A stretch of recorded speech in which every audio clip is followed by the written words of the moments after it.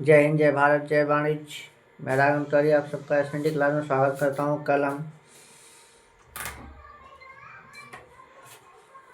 Account class 12 का model paper solve कर रहे थे, जिसमें से 15 क्वेश्चन को हमने देखा था। आइए हम 16 क्वेश्चन नंबर 16 से देखते हैं। क्वेश्चन नंबर 16 क्या कह रहा है, आइए देखा जाए।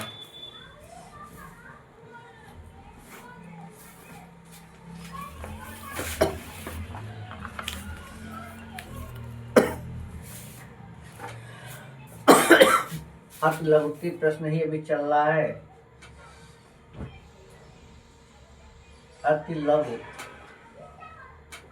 उत्तरी प्रश्न में 16 नंबर हम देखेंगे। कह रहा है कि अंश की परिभाषा लिखिए। अंश की परिभाषा लिखिए। तो एक कंपनी का चैप्टर है, शेयर के बारे में पूछ रहा है। आंसर लिखेंगे अंश शेयर से आशय।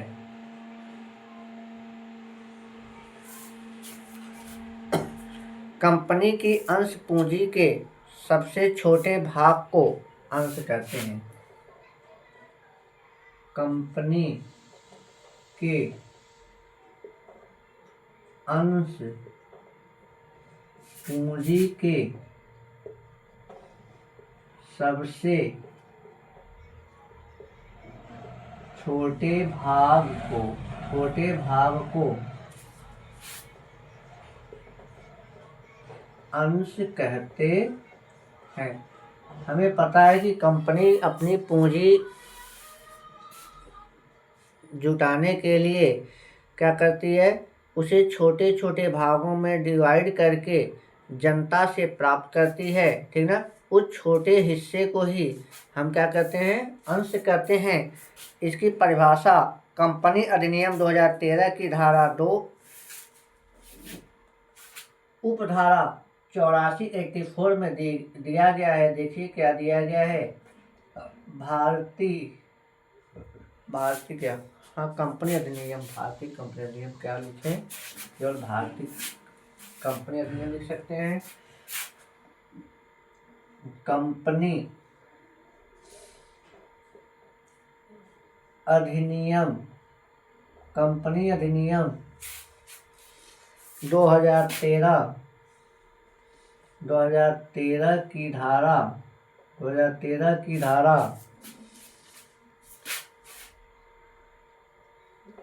धारा 2 उपधारा 84 के अनुसार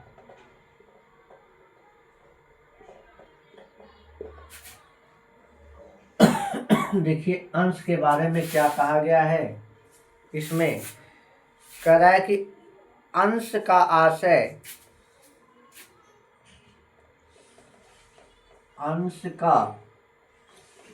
आशय कंपनी की अंश पूंजी के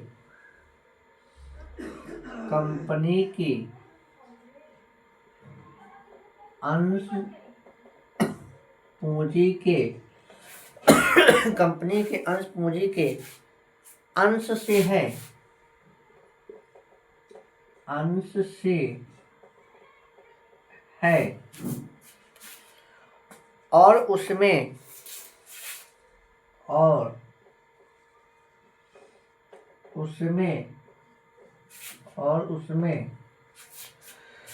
स्कंध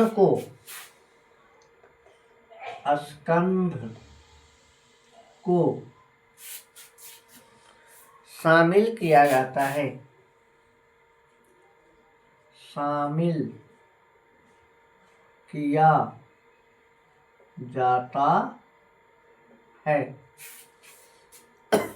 जब तक कि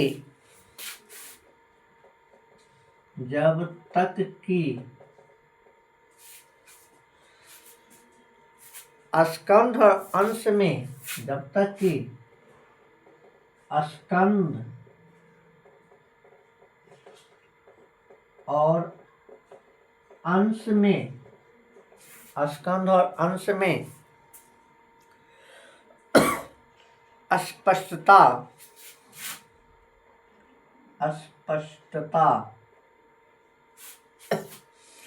या गर्भित रूप से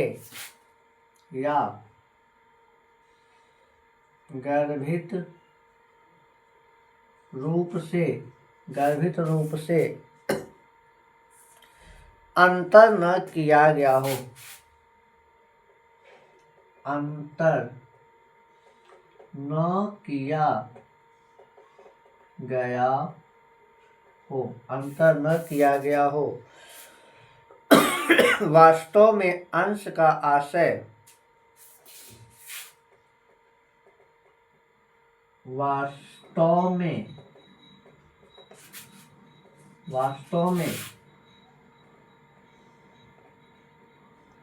अंश का आशय पूंजी में एक निश्चित रकम पर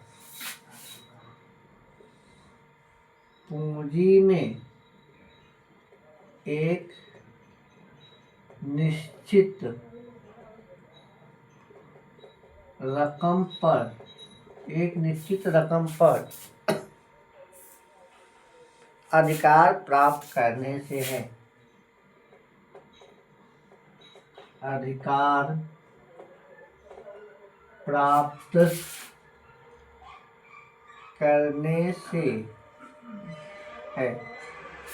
करने से है। इसके द्वारा इसके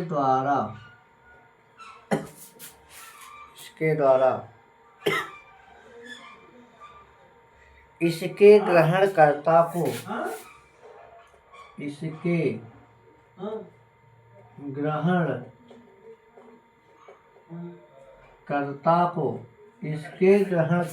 को कंपनी के अधिकार भी प्राप्त होते हैं। कंपनी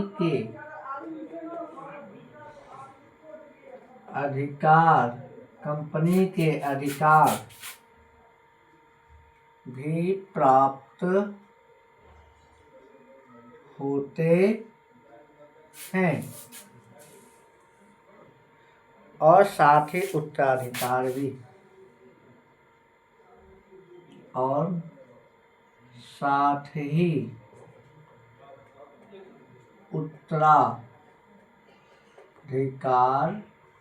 भी। ये परिभाषा आपकी कंपनी अधिनियम 2013 की धारा 2 उपधारा 84 में दिया गया है। ठीक ना, कि कंपनी क्या है? कंपनी से आशय अंश पूंजी के उस छोटे से हिस्से, यहाँ अंश का एक भाग से है, जिसमें स्कंद को भी शामिल किया जाता है, तब तक जब तक स्कंद और अंश में अंतर न कर लिया जाए। ठीक ना, और साथ में वास्तव में अगर कहें तो अंश क्या है? अंश पूंजी का एक निश्चित भाग है, एक निश्चित धनराशि है, जो कंपनी पर क्या करता है? अधिकार को दिखाता है। ठीक ना, और इसको ग्रहण करने वाला मतलब जो इसे प्राप्त करता है पैसा देके, वह कंपनी पे अधिकार प्राप्त करता है, मतलब कंपनी के में लाभ पाने का है, और क्या कहते हैं, संचालक मंडल में भाग लेने का अधिकार उसे मिल जाता है। और साथ में उसके उत्तराधिकार भी बनते हैं, कि मतलब लायबिलिटी भी बनती है कि कंपनी के कर्तव्यों, अपने कंपनी के प्रति अपने कर्तव्यों का वह निर्वहन करे। ठीक, ये था अंश की परिभाषा। हमें पता है कि अंश कितने प्रकार होते हैं। अंश की प्रकार की बात करें तो अंश 2 प्रकार के होते हैं। इसको देख लें, लिख रहे हैं अंश के प्रकार।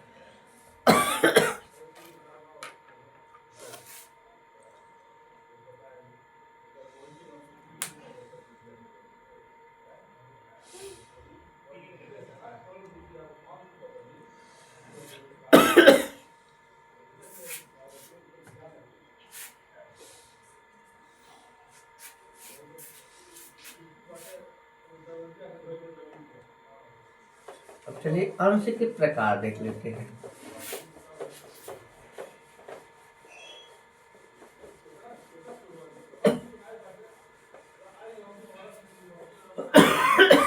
अंश के प्रकार।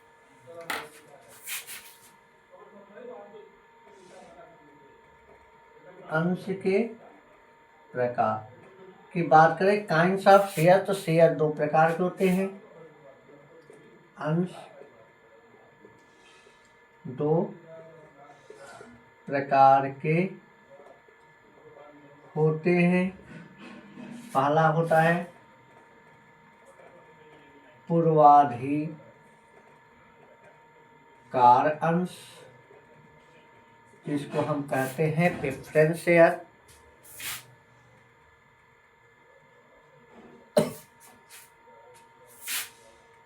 Preference share. और दूसरा होता है समतांश। समतांश, जिसको हम कहते हैं इक्विटी शेयर। Equity share. अब पूर्वाधिकार क्या होता है? जिसके अंशधारी को विशेष अधिकार प्राप्त हो लाभांश पाने का, ठीक ना, और समापन की दशा में अपने द्वारा दिए गए राशि का भुगतान पहले प्राप्त करने का अधिकार हो, वैसे अंश क्या कहलाएंगे? पूर्वाधिकार अंश कहलाएंगे। और समता अंश वे अंश जिनको कोई विशेष अधिकार प्राप्त न हो, वो क्या कहलाएंगे? समता अंश कहलाएंगे। और कंपनी के संचालक मंडल में भाग लेने का अधिकार, और कंपनी के वास्तविक ओनर या स्वामी के रूप में जो होते हैं वह समता अंशधारी ही होते हैं। ये ऑब्जेक्टिव का क्वेश्चन भी बनता है, इसको ध्यान में रखिएगा, ठीक। अब चलते हैं अगले क्वेश्चन की तरफ। क्वेश्चन नंबर 3 क्वेश्चन नंबर 17 क्या कर रहा है, चलिए उसको लिखते हैं। कह रहा है क्वेश्चन नंबर 17 कह रहा है कि ऋणपत्र की विशेषता लिखिए। ऋण पत्र की विशेषता लिखिए।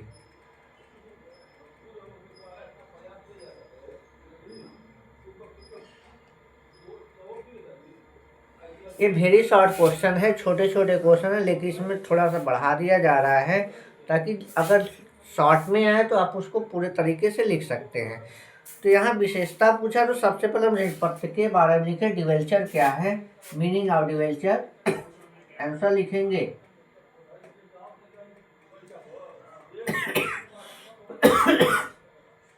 ऋण पत्र से आशय। डिवेंचर क्या होता है? जब कंपनी को क्या कहते हैं, जनता से ऋण लेना होता है, ऋण के बदले में जो प्रमाण पत्र कंपनी देती है जनता को, वही क्या कहलाता है? ऋण पत्र कहलाता है, ठीक है, डिवेंचर कहलाता है। आइए लिख लेते हैं। कंपनी अपने द्वारा लिए गए, कंपनी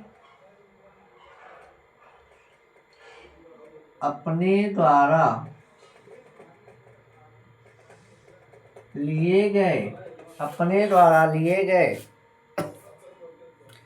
ऋणों के प्रमाण, ऋणों के प्रमाण के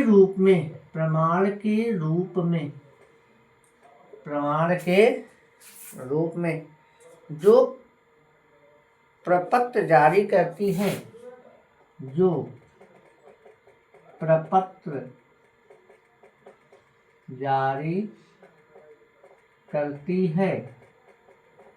उसे क्या कहते हैं? ऋण पत्र कहते हैं या डिवेंचर ऋण पत्र कहते हैं। ये मीनिंग ऑफ डिवेंचर हो गया। अब इसकी परिभाषा भी देख लेते हैं और उसके बाद इसकी विशेषता को देखते हैं। जो इस क्वेश्चन के अंतर्गत पूछा है इसको देख लीजिए।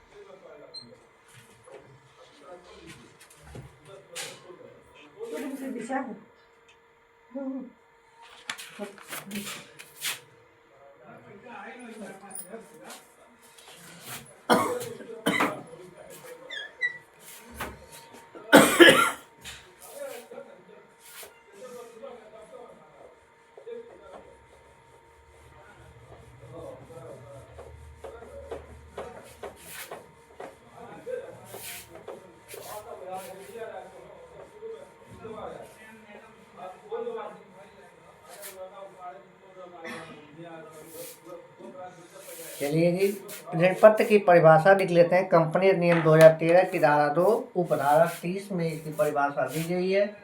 लिखते हैं कंपनी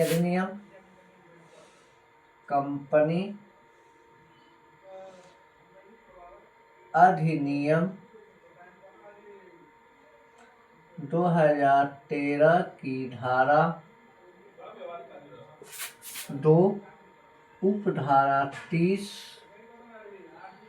के अनुसार क्या परिभाषा दी गई है इसमें, इसको देख लेते हैं। ऋण पत्र में ऋण को प्रकट करने वाली ऋण पत्र में ऋण को प्रकट करने वाली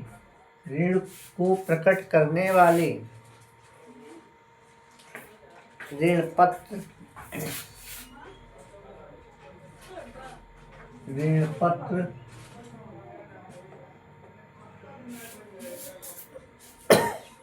स्टॉक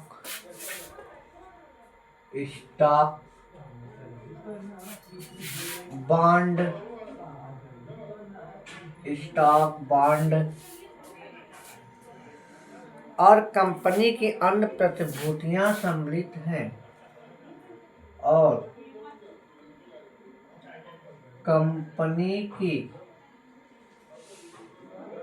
अन्य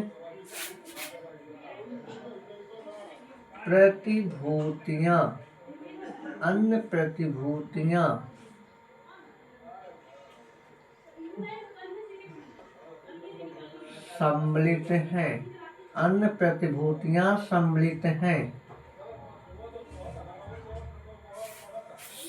हैं चाहे वे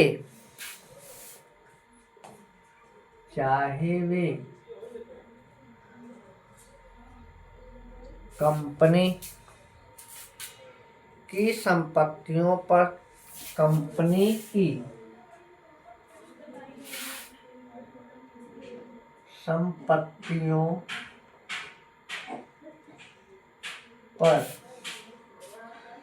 प्रभार रखती हो या नहीं। संपत्तियों पर प्रभार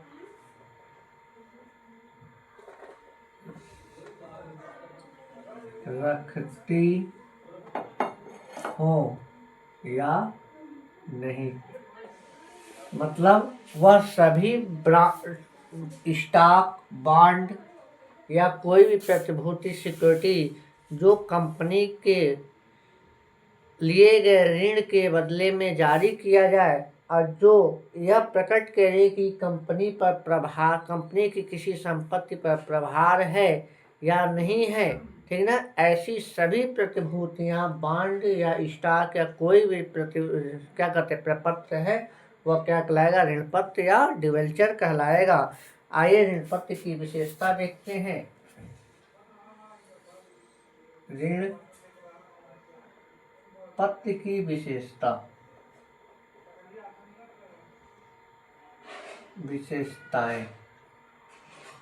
आइए इसकी विशेषताएं देखते हैं। ऋण पत्र की सबसे पहली विशेषताएं है ऋण पत्र कंपनी के द्वारा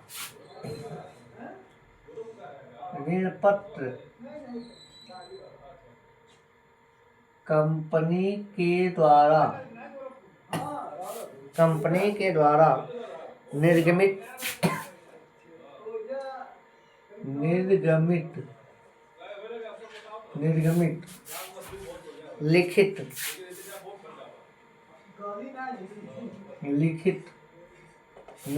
लिखित और सार मुद्रा में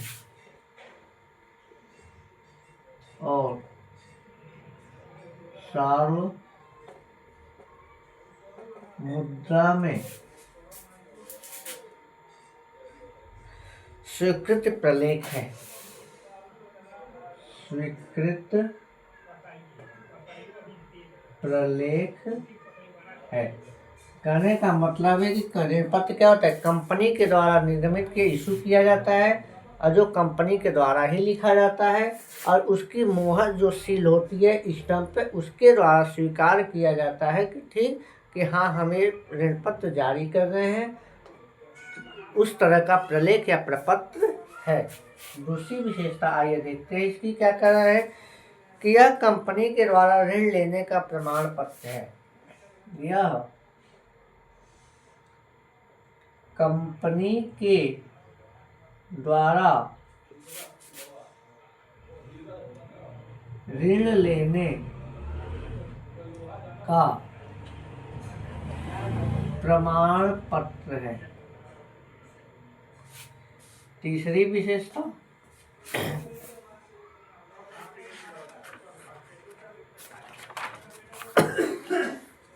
इस पर ब्याज की दर,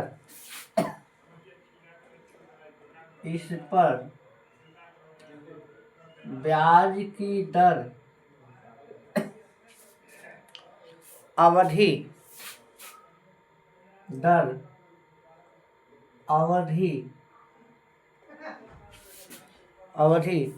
शोधन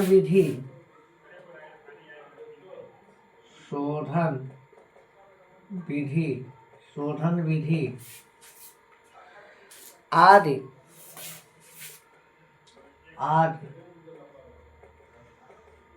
पूर्व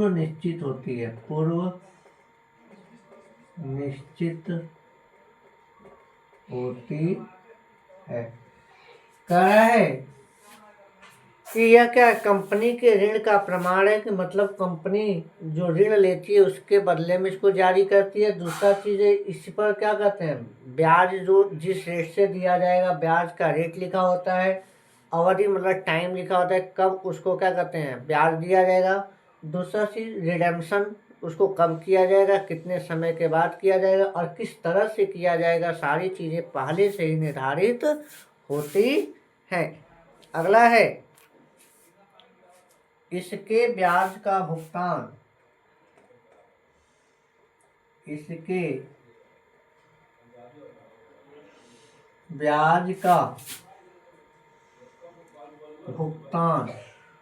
इसके ब्याज का भुगतान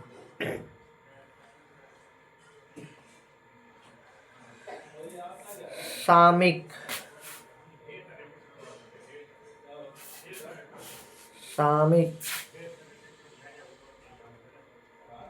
अर्थात 6 माह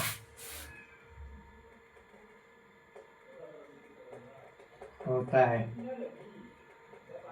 मतलब 6 मंथ पे इसके पे ब्याज दिया जाता है, ठीक ना। अगला है साधारणतः ब्याज ऋण पत्र सुरक्षित होते हैं। 5वां है साधारणतः ऋण पत्र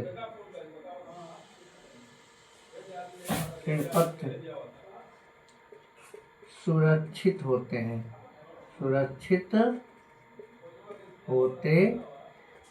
कहने का मतलब है कि ऋण पत्रों पे संपत्ति का प्रभाव होता है। अगला है ऋण पत्र की जब्ती नहीं की जा सकती है। ऋण पत्र की जब्ती नहीं की जा सकती है।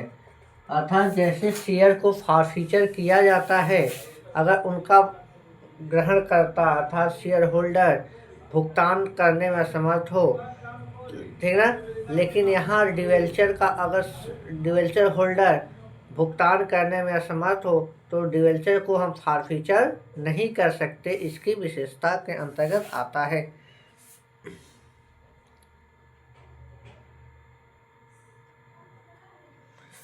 अगला है ऋण पत्र पर ब्याज दे होता है चाहे लाभ हो या हानि। कह रहा है कि कंपनी को हर दशा में ऋण पत्र पर ब्याज देना पड़ता है, चाहे कंपनी को लाभ हो चाहे हानि हो। ये इसकी 7वीं विशेषता है। 8वीं देख लेते हैं।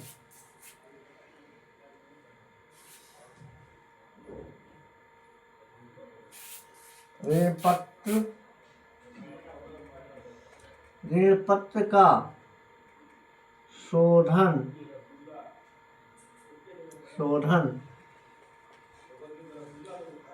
नगद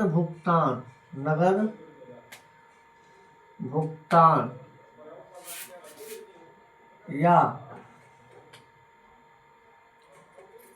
अंशों में परिवर्तन करके किया जाता है। मतलब या तो कन्वर्ट कर दिया जाएगा अंशों में ऋण पत्र को, या तो फिर उसका नगद रूप में पेमेंट करके उसका रिडेम्पशन किया जाता है। ये था ऋण पत्रों की विशेषताएं। अब आइए क्वेश्चन नंबर 18 की तरफ चलते हैं। क्वेश्चन नंबर 18 देखिए।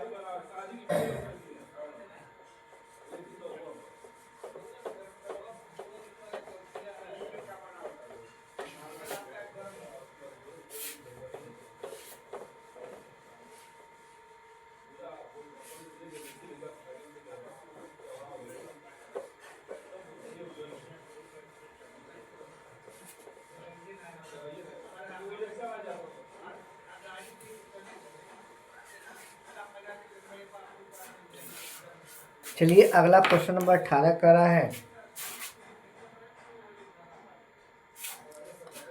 रोकड़ प्रवाह विवरण से आप क्या समझते हैं? रोकड़ प्रवाह विवरण से आप क्या समझते हैं? तो आइए जी लिख लेते हैं इसको भी। रोकड़ प्रवाह विवरण से आशय कैश फ्लो स्टेटमेंट। रोकड़ प्रवाह विवरण से आशय रोकड़ प्रवाह विवरण से आशय उस विवरण पत्र से है। रोकड़ प्रवाह विवरण से आशय उस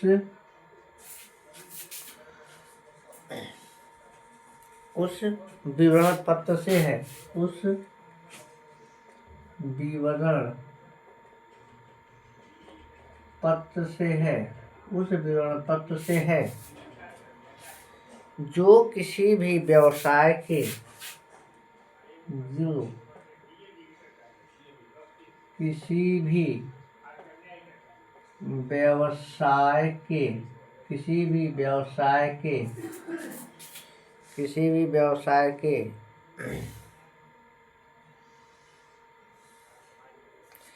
एक निश्चित अवधि के व्यवसाय के एक निश्चित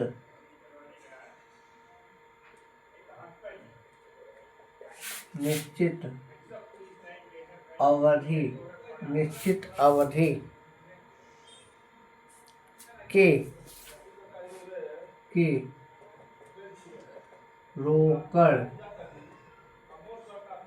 प्रवाह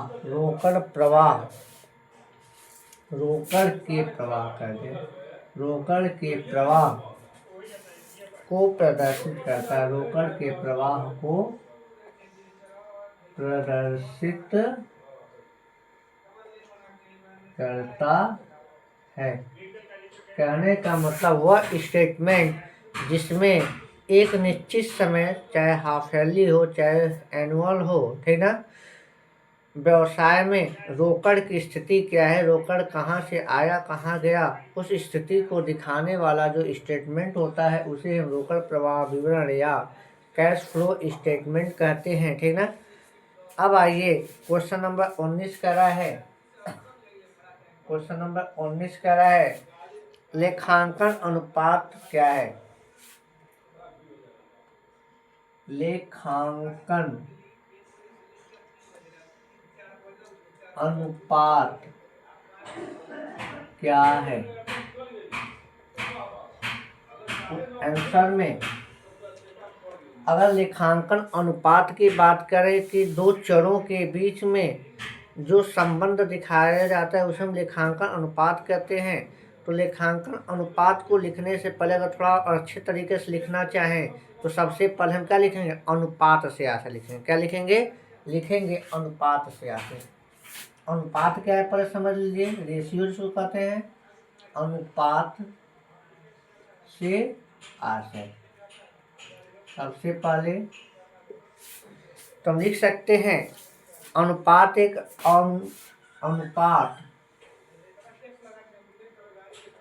अनुपात एक अंकगणितीय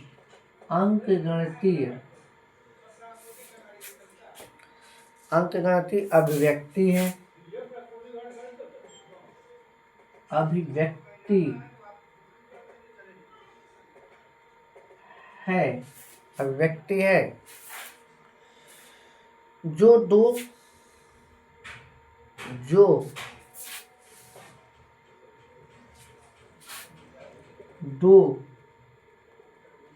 संबंधित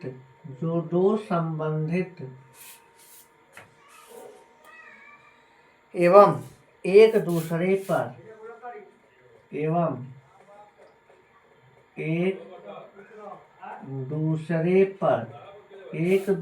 पर आश्रित मदों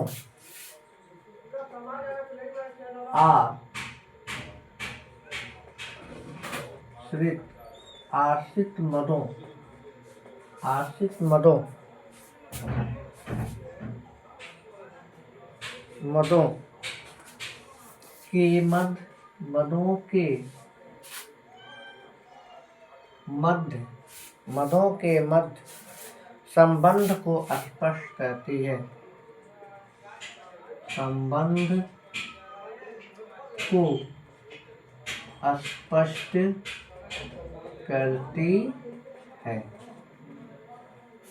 आया समझ में। मतलब वह मैथमेटिक्स सिंबल या संबंध, रिलेशन जो किसी दो मद जो हैं, ठीक ना, उनके बीच में रिलेशन दिखाए, वह क्या कहलाएगा, रेशियो या अनुपात कहलाता है। अब आइए अनुपात विश्लेषण के बारे में लिखते हैं। अनुपात विश्लेषण से आते हैं।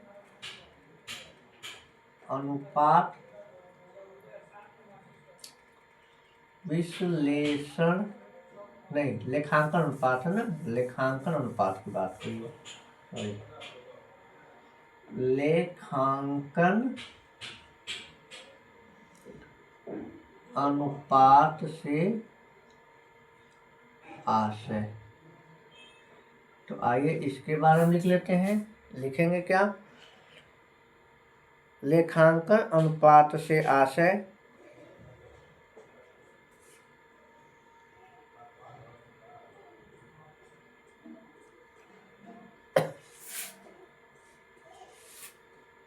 जैसे कर सकते हैं, दो लेखांकन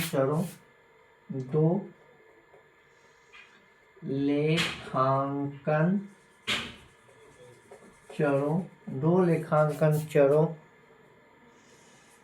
के मध्य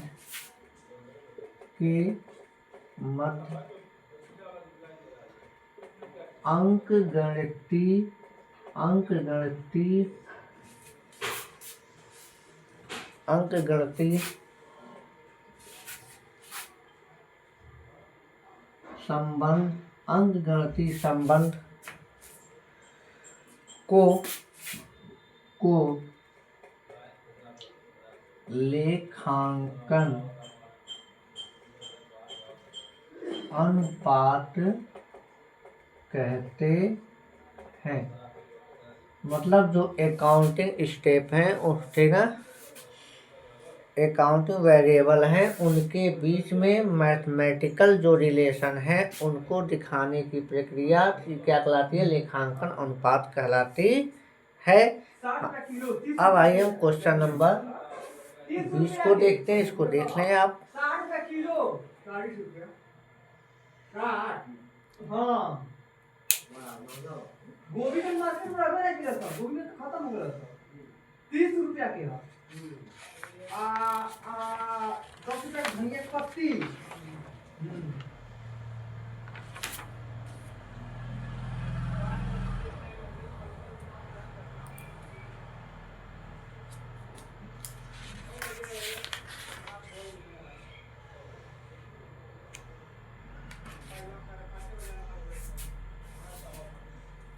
चलिए क्वेश्चन नंबर 19 हो गया। क्वेश्चन नंबर 20 देखते हैं। अति लघुत्तम का लास्ट क्वेश्चन।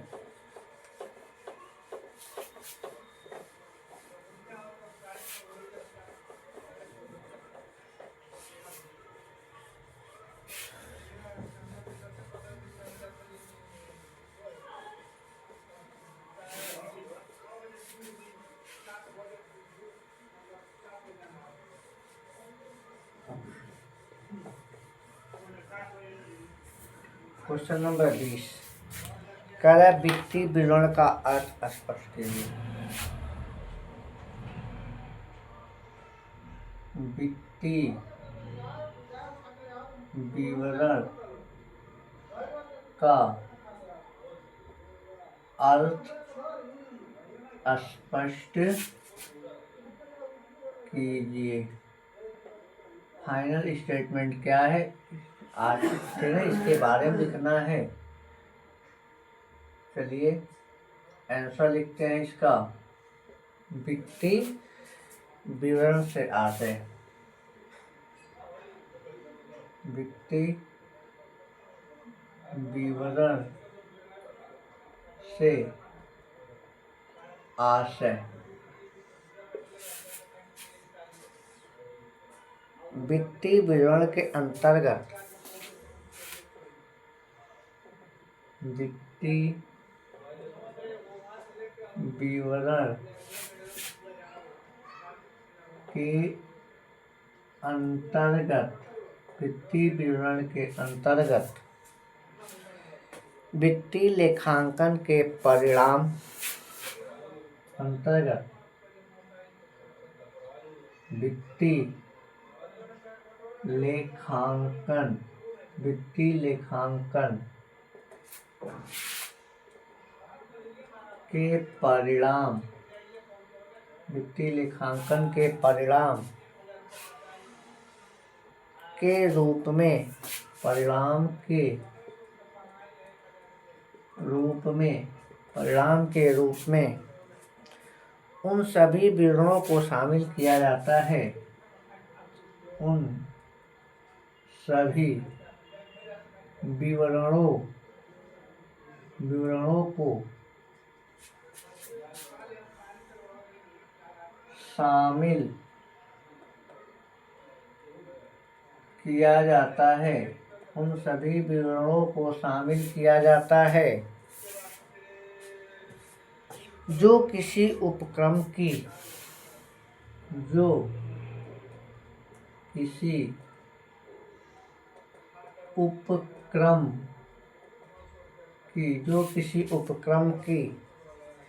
वित्तीय स्थिति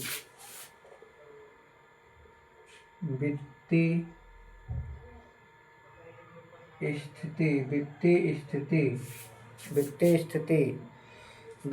परिणामों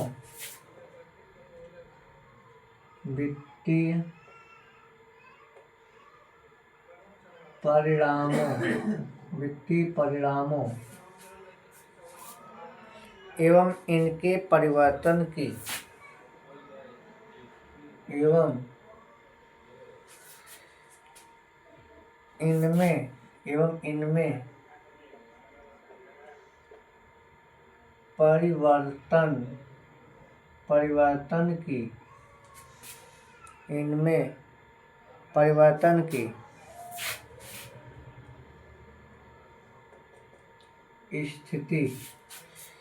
स्थिति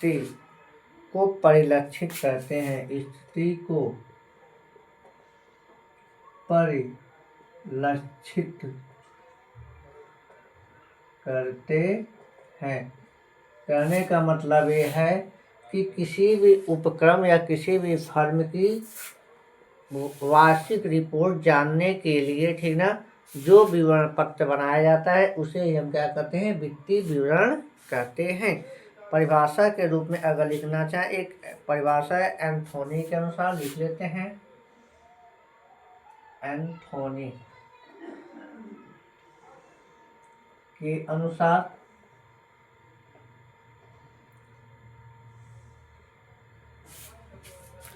वित्तीय विवरण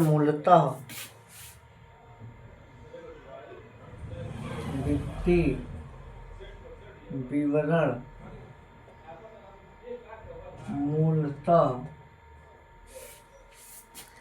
वार्षिक रूप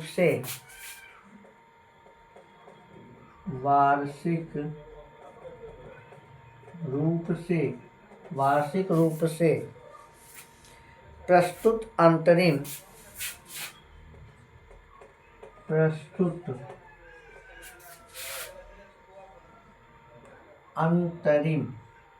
मतलब वर्ष के मध्य में, ठीक ना, अंतरिम मिड सेक्शन जिसको कहते हैं, अंतिम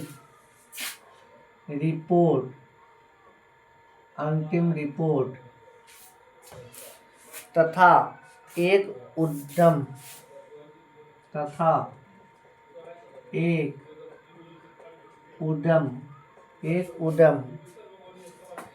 के जीवन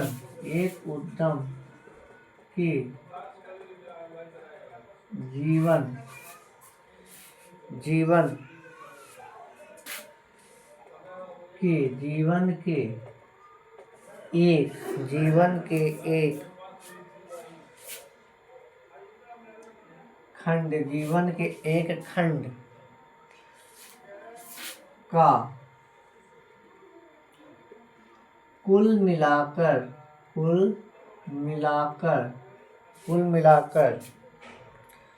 थोड़ा बहुत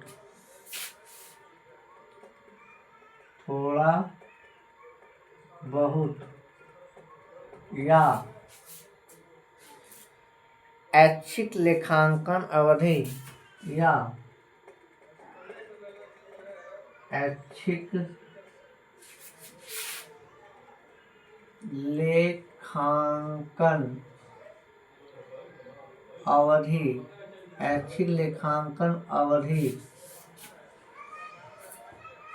कुछ हद तक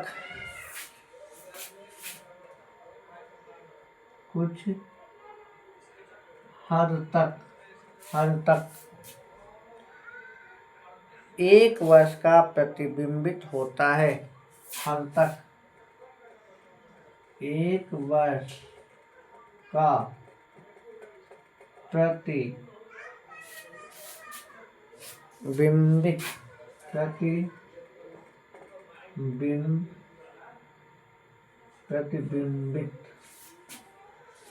प्रतिबिंबित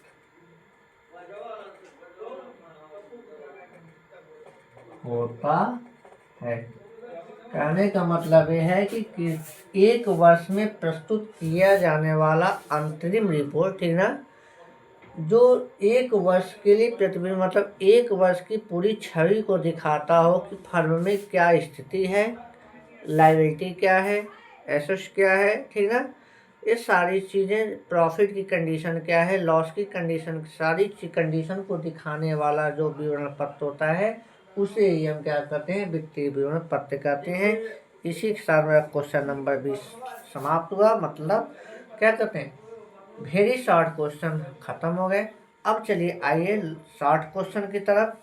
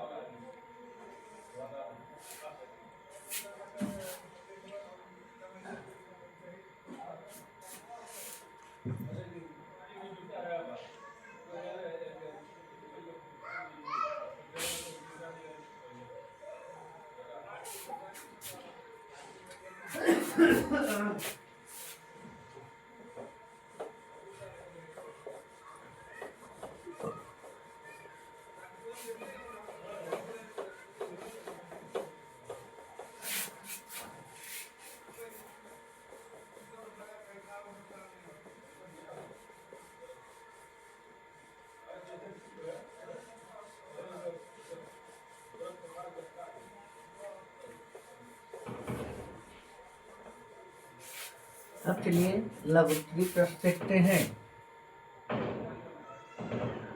लघु उत्तरी प्रश्न जिसको हम शॉर्ट क्वेश्चन कहते हैं।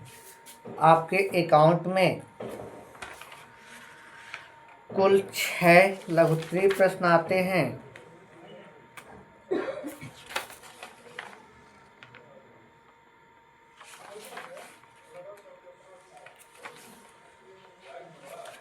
कुल आपके 6 क्वेश्चन लघु उत्तरी के होते हैं।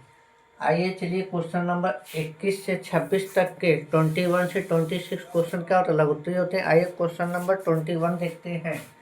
क्वेश्चन नंबर 21 कह रहा है, लाभ प्राप्ति अनुपात का अर्थ उदाहरण सहित लिखिए। लाभ प्राप्ति अनुपात का अर्थ उदाहरण सहित लिखिए।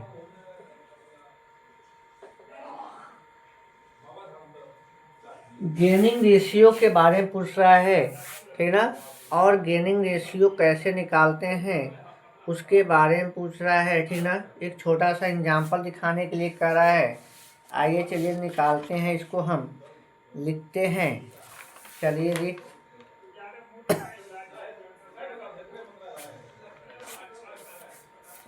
आंसर के रूप में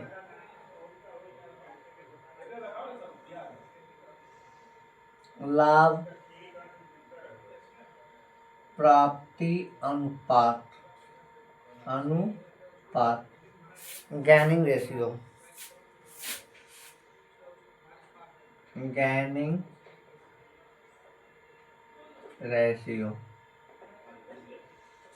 से आशय गैनिंग रेशियो से आशय लिखते हैं। किसी साझेदारी फर्म में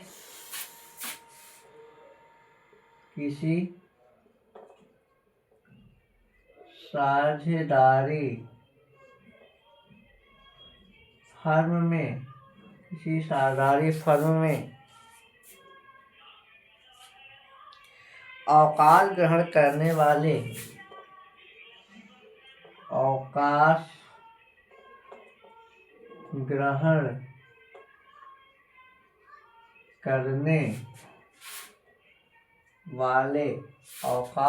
करने वाले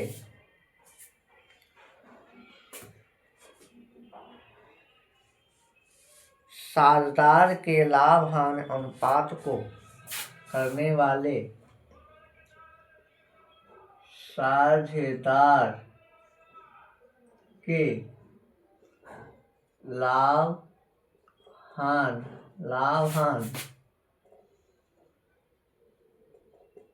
अनुपात को शेष बचे साझेदार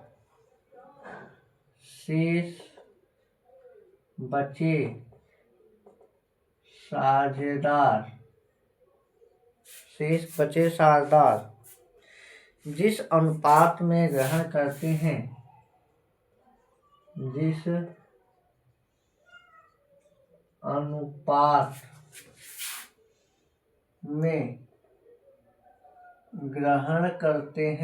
ग्रहण करते हैं उसे लाभ प्राप्ति अनुपात कहते हैं।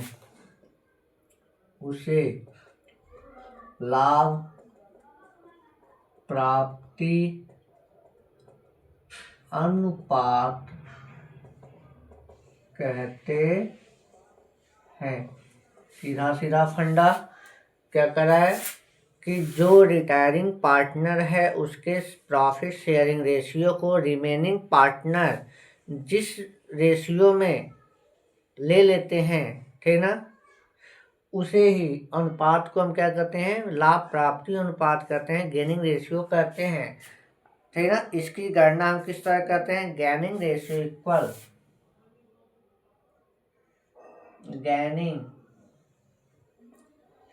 रेशियो इक्वल फार्मूला क्या होता है, new profit sharing ratio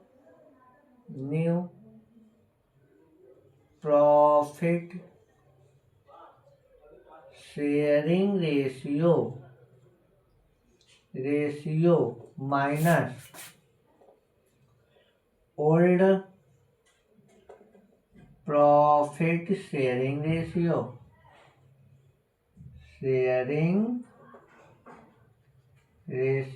old profit sharing ratio मतलब हिंदी में भी लिख देते हैं,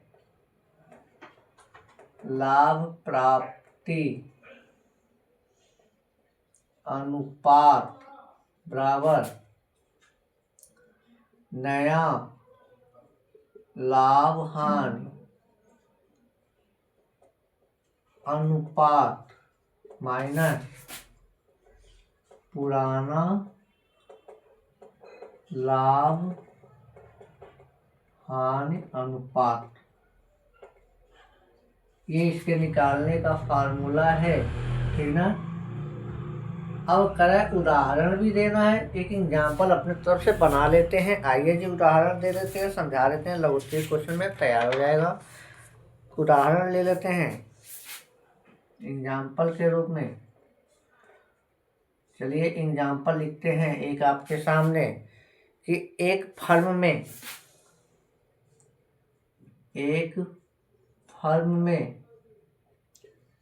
ABC 5 3 2 5 संबंधित 3 संबंधित 2 के अनुपात में साझेदार हैं।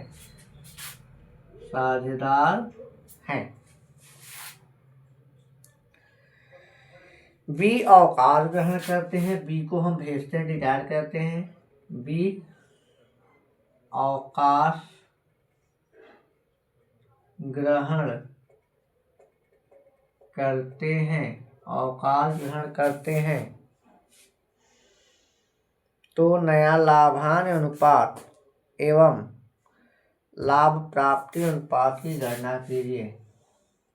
करते हैं तो नया लाभ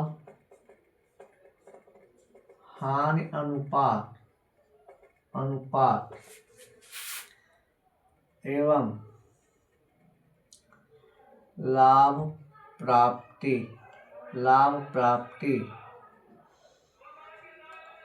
अनुपात की गणना कीजिए। आइए चलिए इस क्वेश्चन को लगाते हैं। क्वेश्चन देखिएगा, इसको देखना तब हम क्वेश्चन लगाते हैं।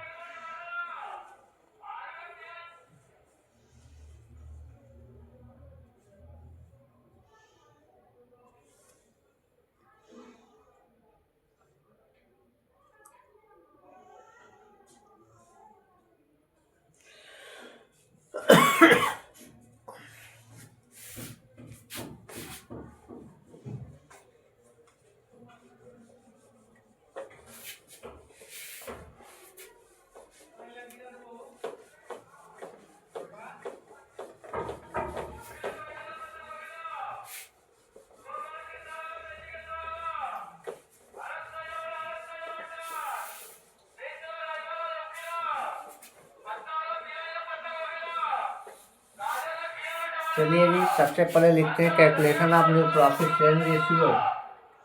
Calculation of new profit sharing ratio की बात कर रहे हैं। तो कौन कौन है? A B C. इनकी रेशियो क्या है? 5:3:2। जब रिटायर होता है कोई पार्टनर, उसके बारे में कुछ नहीं कहा है, तो जाने वाले पार्टनर के रेशियो को छोड़ देते हैं। बाकी जो रेशियो बचता है वही नए बचे हुए रिमेनिंग पार्टनर का न्यू प्रॉफिट शेयरिंग रेशियो होता है। तो बी गए, बी के हिस्से को ख़त्म कर दीजिए। तो मेरे पास ए और सी का जो रेशियो क्या है? 5:2 बच गया ना, 5:2। यही इनका न्यू प्रॉफिट शेयरिंग रेशियो होगा। क्या होगा? न्यू प्रॉफिट शेयरिंग रेशियो होगा। अब क्या चाहिए? कैलकुलेशन ऑफ गेनिंग रेशियो निकालना है। Calculation of gaining ratio. तो गेनिंग रेशियो का फार्मूला में पता ही है, अभी लिखे ऊपर ही। गेनिंग रेशियो इक्वल क्या होता है? New profit sharing ratio. New profit sharing ratio minus old profit sharing ratio. तो चलिए ए का निकालते हैं। ए का नया क्या है? 5:7। कितना है? 5/7, ठीक ना। और पुराना कितना है? 5:3:8 और 2:10। 5/10 क्या कहते हैं? सारे सेम को जोड़ देते हैं तो नीचे वो आ जाता है, ठीक ना। और उसका ए का हिस्सा, तो नए अनुपात से पुराने अनुपात को घटाएंगे तो उसे निकालते हैं। एलसीएम क्या होगा मेरा? एलसीएम मेरा होगा 17। एलसीएम क्या होगा? 17।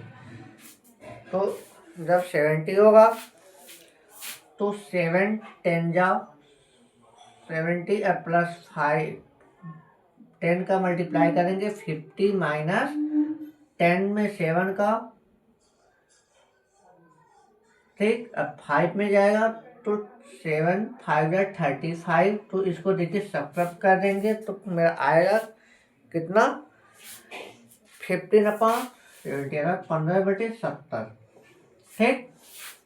बी का निकालिए। बी का नया कितना है? 2/7। पुराना कितना है? 2/10। एलसीएम क्या होगा? 70। 7 10 से गुणा इसमें तो हो जाएगा 20 माइनस 7 से गुणा इसमें 7 दूना 14, मेरा कितना आ गया, 20 में से 14 गया, 6/70, 6/70।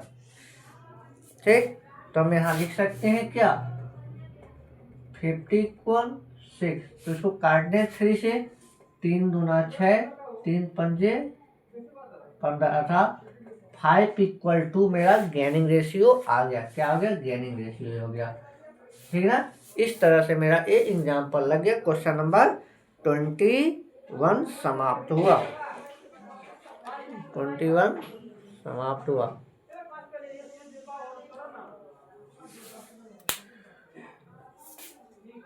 क्वेश्चन नंबर 22 से आगे के क्वेश्चन को अगले वीडियो में देखेंगे। तब तक के लिए जय हिंद, जय भारत, जय वाणिज्य।